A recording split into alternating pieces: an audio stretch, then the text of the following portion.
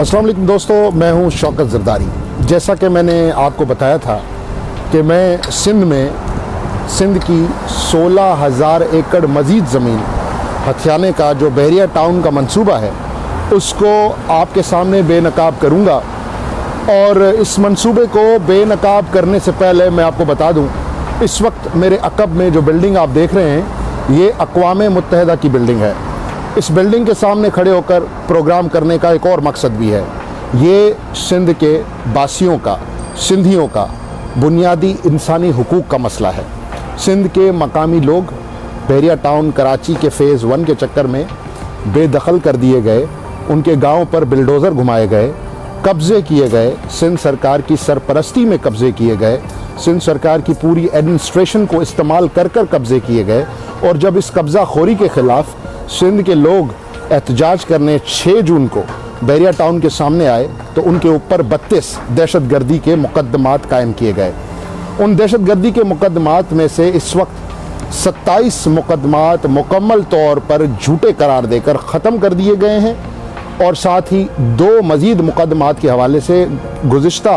पेशी में कोर्ट ने कहा कि ये भी कमज़ोर है और आगे चलकर ये भी ख़त्म हो जाएंगे, तो बाकी बचेंगे कोई 3 केसेस। तो सिंध सरकार की जो ये फुर्ती थी इन सिंध के एहतजाज करने वालों के ख़िलाफ़ दहशतगर्दी के मुकदमात कायम करने के हवाले से, ये तो आप समझ गए होंगे कि इसका क्या रीज़न है और इसके पीछे क्या जो है वो मुहर्रिकात हो सकते हैं। लेकिन बहरिया टाउन फ़ेज़ 2 बहरिया टाउन कराची के गेट से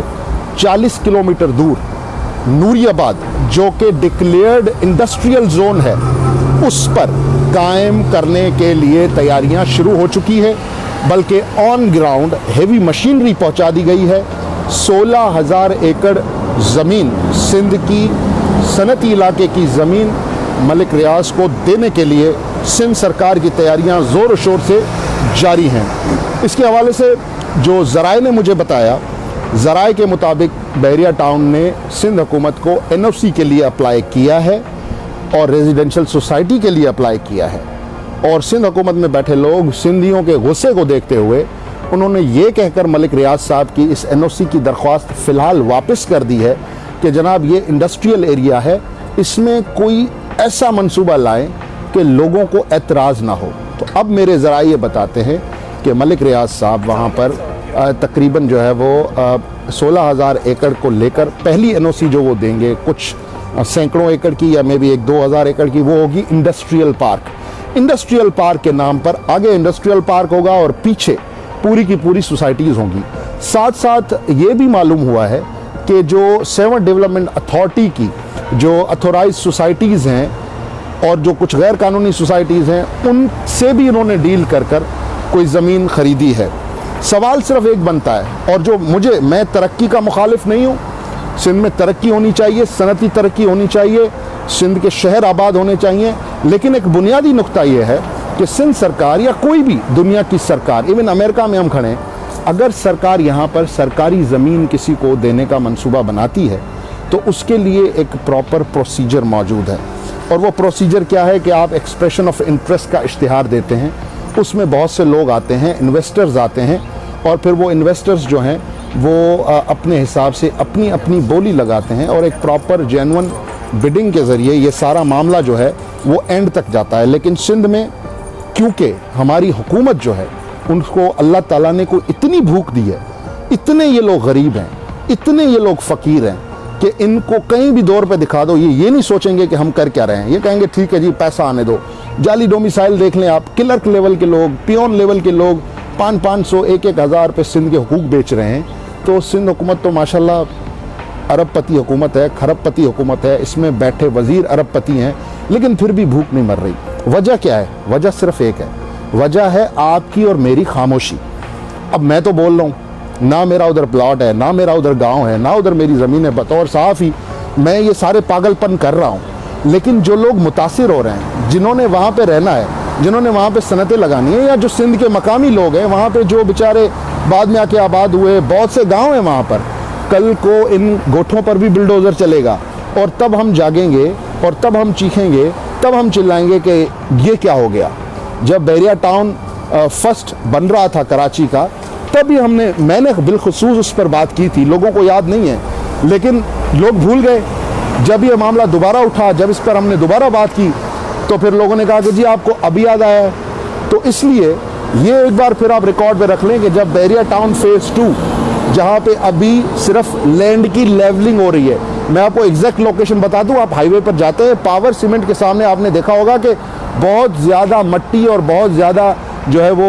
रेती उतरी हुई है, बड़े बड़े पहाड़ बने हुए हैं मट्टी और रेती के। वो बेसिकली बहरिया टाउन की मट्टी है और बहरिया टाउन वहाँ पे डेवलपमेंट करने जा रहा है। इनिशियली जो उसकी लेंथ बताई गई है मुझे उस प्रोजेक्ट की, वो लेंथ बताई गई है तकरीबन 3 किलोमीटर के मुफासले पर, और इनसाइड यानी कि हाईवे से अंदर जो है वो तकरीबन 500 मीटर या 1 किलोमीटर तक ये प्रोजेक्ट अंदर जाएगा।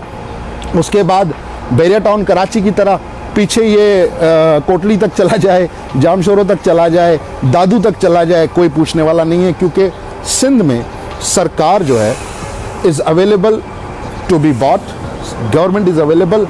To be rented. सिंध की सरकार किराए पर भी दस्तयाब है, सिंध की सरकार जो है वो बिकने के लिए भी तैयार है, और तैयार क्या है, वो तो सरेआम बेच रही है सिंध की ज़मीनें, आप देख रहे हैं। और फिर जब इस पर आवाज़ उठाई जाती है तो दहशतगर्दी के झूठे मुकदमात बनाए जाते हैं, और फिर जब कोर्टें इन मुकदमात को झूठा करार देती है तो भी इन लोगों को शर्म नहीं आती, ये अपनी हरकतों से बाज नहीं आते, और ये सिंध की ज़मीनों को इस तरह कोड़ियों के दाम बेचते रहते हैं। तरक्की का कोई सिंधी मुखालिफ नहीं है, लेकिन ये जो आपने अपना फुप्पो का बेटा बनाया हुआ है मलिक रियाज को, और सिंध की सारी ज़मीन आप उसको देते जा रहे हैं कि ये प्रोजेक्ट भी तुम बनाओ, ये भी तुम बनाओ, तो ये आप एक फेयर कंपटीशन का माहौल नहीं दे रहे सिंध के बिल्डर को। अब आपको एक और मैं बात बताऊं, आप जाएं यूट्यूब पर जाएं और आप बहरिया टाउन फेज़ 2 के हवाले से जाके आप सर्च करें, तो आपको पता चल जाएगा कि बहरिया टाउन में इन्वेस्टमेंट करने वाले रियल इस्टेट के जो बिल्डर्स हैं, रियल्टर्स हैं, वो अभी से लोगों को बता रहे हैं